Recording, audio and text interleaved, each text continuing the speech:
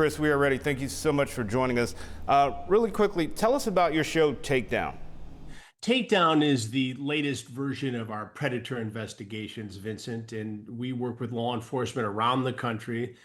We put together sting operations, and we see in different communities that 21 years into these investigations, we still see men showing up to exploit children. And it's shocking to me. If you had asked me all those years ago when we did the first To Catch a Predator, if we'd still be doing it, I would not have believed you. I thought we'd do it 2 or 3 times as a special segment on Dateline, and who would show up and be embarrassed that way?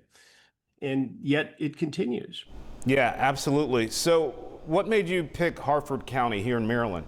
We had been working with the Polk County Sheriff's Office in Florida, and Polk County offers a high level law enforcement education program to other law enforcement agencies around the country. And while we were conducting a sting in Polk County, there were some people in the class from the Harford County Sheriff's Office, and we got talking, and they were interested in doing a sting. And of course, we were interested in doing it. And the sheriff there, wanted to send a message to the community that in his county, this activity is not going to be tolerated. And as you know, there was that horrifying case, more than a year ago, where the woman, the mother of 5 kids, was out for a hike and was murdered by an illegal immigrant predator. And I think that many of these law enforcement agencies with which we work want to be proactive. They're tired of responding to these horrifying predator cases after the fact,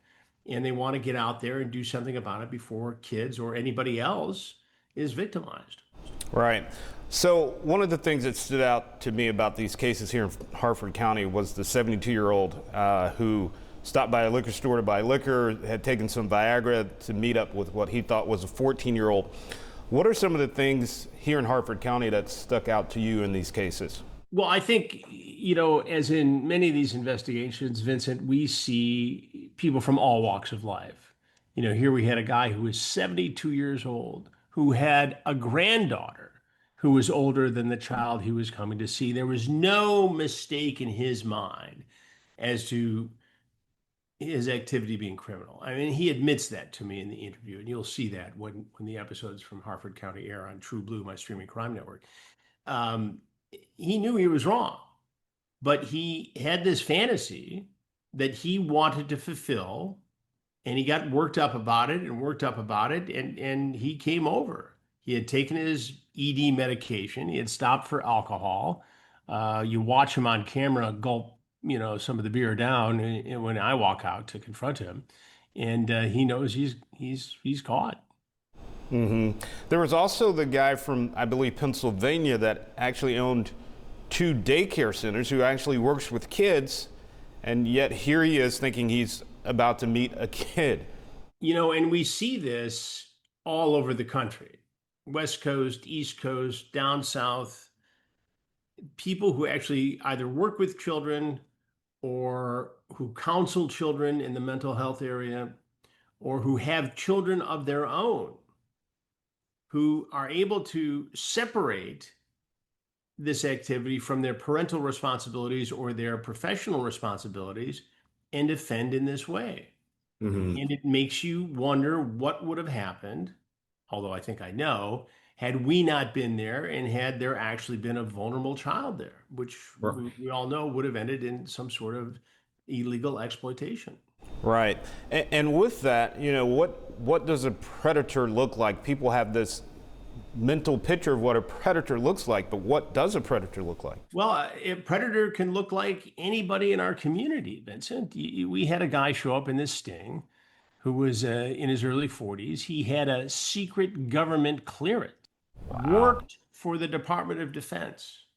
Wow. His wife was out of state picking up their child. It was a blended family, and bringing her back. He himself has a 14-year-old son, the same age of the boy he was coming to have a quick sexual liaison with.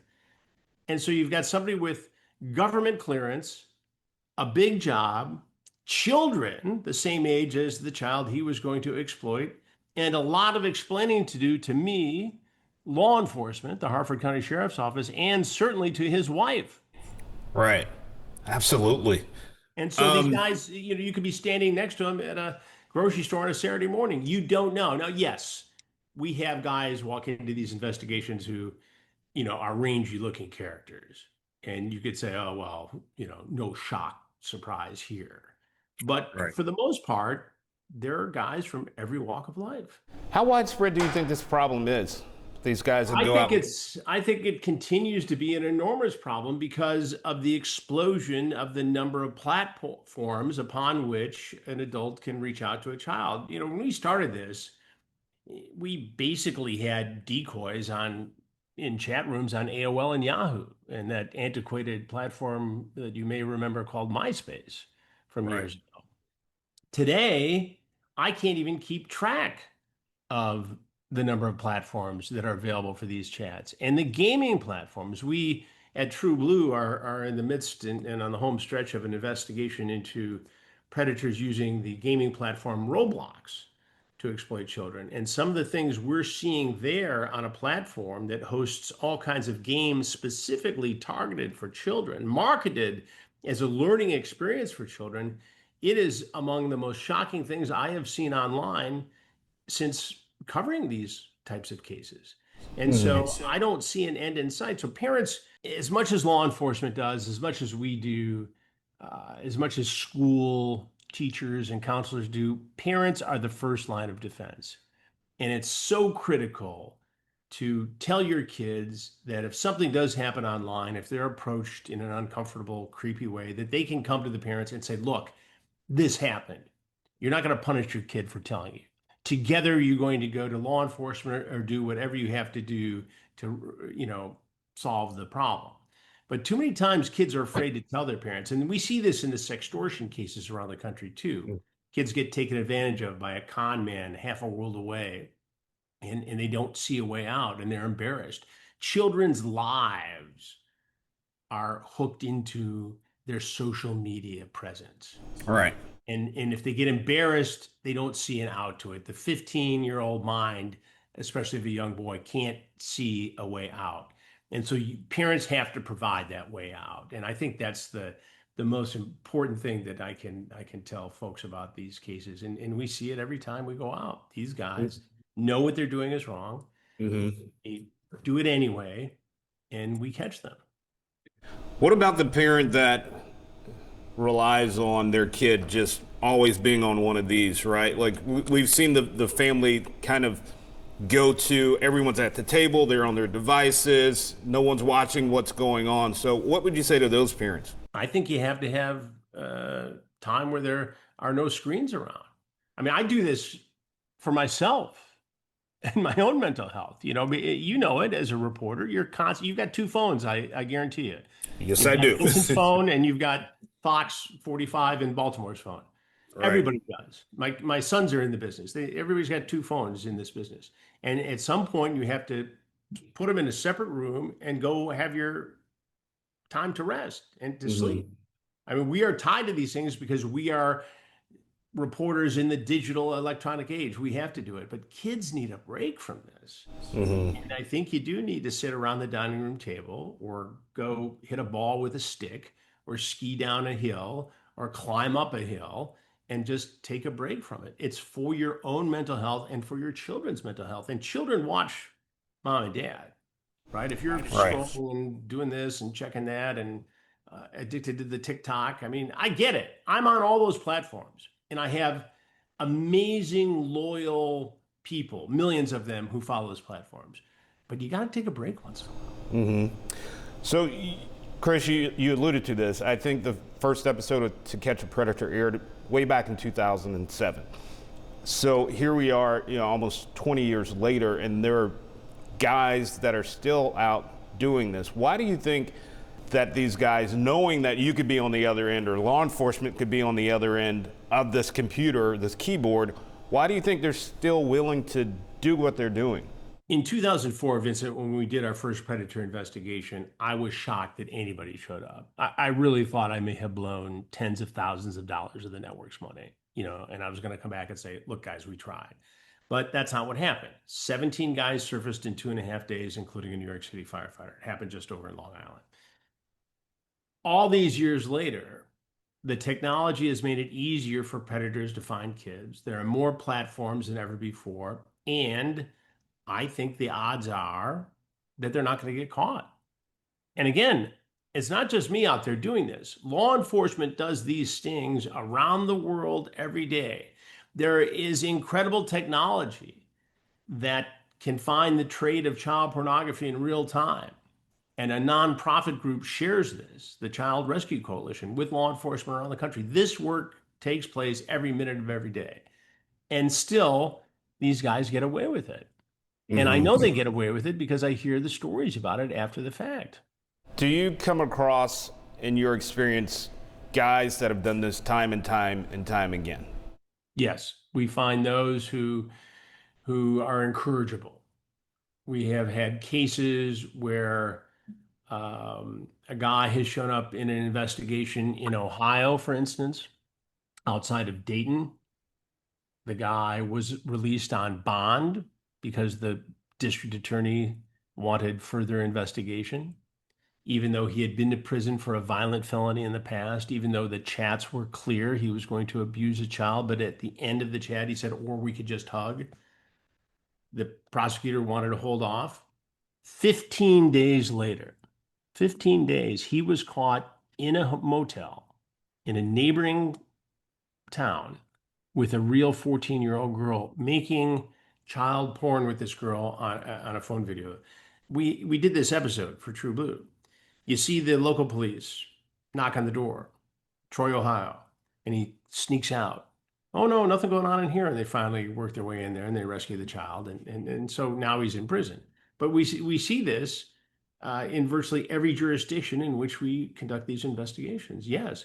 I mean, yeah, everybody tells me it's their first time. They've never done it before. And I'm sure there are cases where that is true.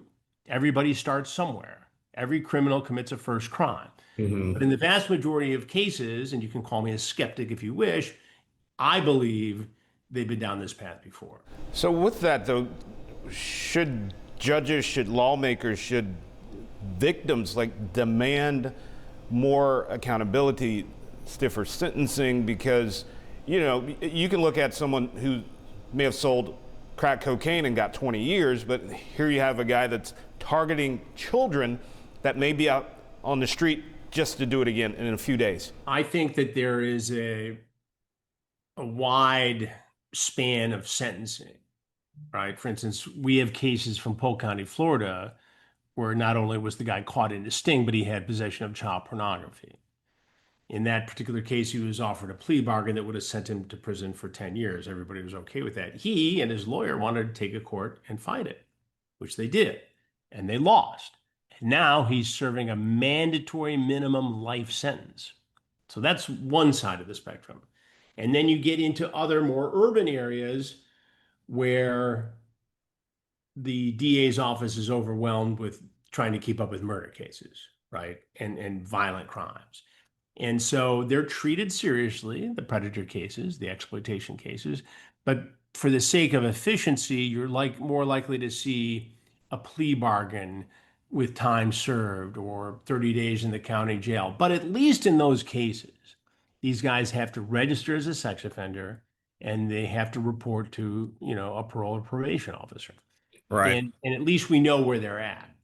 But in very few cases do these guys walk scot-free. I mean, I think that the latest percentage I saw of all the cases we've done since the very beginning, going back 21 years, is like 99.1% prosecution rate. And of those cases, yeah, there are some that got off lightly, in my opinion, in the victim's opinion, in law enforcement's opinion, in the prosecutor's opinion. But generally speaking, the guys who get caught, these cases are tight. I mean, we started this without law enforcement. We did the first two investigations on our own, and some of the cases were picked up after the fact. It became pretty clear early on that we needed to figure out a way to work with law enforcement, because otherwise it would be socially irresponsible. And quite honestly, if you take it from a television production standpoint, it's unfulfilling to see these guys just walk away. I think one of the most compelling parts of this particular franchise, as it's evolved over the years, is that you see the commission of a felony. We take you inside the commission of a felony. You see part of the felony being committed on camera when there's a face-to-face interaction with the onside decoy, and you see confrontation and an arrest and justice. And so that's how it works now. You mentioned violent crime. Why would this not be considered a violent crime? Because when I think of, and I'm just looking at my law enforcement background, when I hear an adult male trying to have sex with a 14-year-old or 15-year-old, I mean, at the end of the day, you can call it statutory rape, right? So why would this not be considered a violent crime? It's an excellent point, and it is a violent crime. There's no question. I think sometimes in the criminal justice system, these cases are viewed, okay, it was a sting operation, nobody actually got hurt, right? As opposed to somebody who shot somebody to death in a gas station robbery where there is, a dead person or an injured person. And that's the only difference that I'm trying to draw in the practical mind of a district attorney's office. But yes, it is absolutely a violent crime, and the victims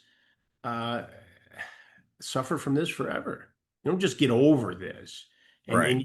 I cannot tell you how many times, Vincent, that I'm out around town having dinner with my wife, and somebody comes up and says, "Hey, can I talk to you for a minute?" And they share with me the story about how they were victimized at a very young age and how traumatic that continues to be in adult life. So, it's a violent crime, absolutely. You kind of touched on this, but with the age of technology, and there's so many apps out there I don't even know about. You mentioned Roadblock. The only reason I know that is because a friend of mine that's a special agent with the FBI told me about that. With these ever so evolving apps and AI now, like, do you see this problem getting even bigger than it is? I certainly do. I mean, look at what kids can do with AI. They can take a pornographic photo and put an innocent person's face on it. And that's traumatic. I mean, that's victimization right there, besides being the creation of child pornography, potentially, which is a serious felony. So, you know, I don't see the problem going away. And that is why I preach so hard about this relationship between parents and kids and uncles and aunts with nieces and nephews. I mean, a lot of this stuff, it sounds corny to say, but it takes a village. And every time a guy like you or a guy like me who has, a platform and who is in the media has a chance to go help somebody understand this, I think it's critical to our job. I mean, this is the story of our lives, really. I mean, we chase down a lot of different things, but if whether it's financial crime or elder abuse or child exploitation, it all comes back to the nexus of how does the criminal contact the victim? And in today's world, this is how they do it. And it's as simple as the device that the child carries in their pocket or their purse or their backpack. And so there's no end to it. And I don't see that changing. And maybe that's a gloomy forecast, but I'm optimistic in that I think parents are doing more and more to educate their children and to protect their children. Absolutely. So what can viewers expect from this episode in Harford County? I think that viewers will be, stunned in some ways to see these particular characters who really don't look like predators. One looks like he would be a Department of Defense employee with a government security clearance. One looks like a grandpa.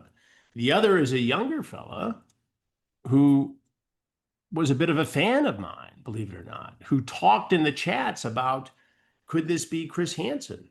Wow. And we have the phone calls with him, and you'll see all this play out in the stories where he stops to get pizza, and he stops to do this, and he stops to do that, and all along saying, "Oh, this better not be a Chris Hansen sting. I've seen him." And I walk out to confront him. He said, "I knew it." I said, "If you knew it, why did you drive 2 hours to get here?" I mean, it surprises me every time we do a sting. I think that's the most mind-blowing part for me. It's like when I was working narcotics, and I would buy from someone, and they were like, "Well, something told me you were a cop." Well, why did you sell to me? Same deal. Yeah, then why did you buy the dope? Right. Because they can't help it. It's an addiction. They're addicted to the dope. They're addicted to, look, I look at this like, an addiction, right? You talk about the fentanyl issue. Well, people risk fentanyl being in their heroin because they need the heroin. So they block that danger out.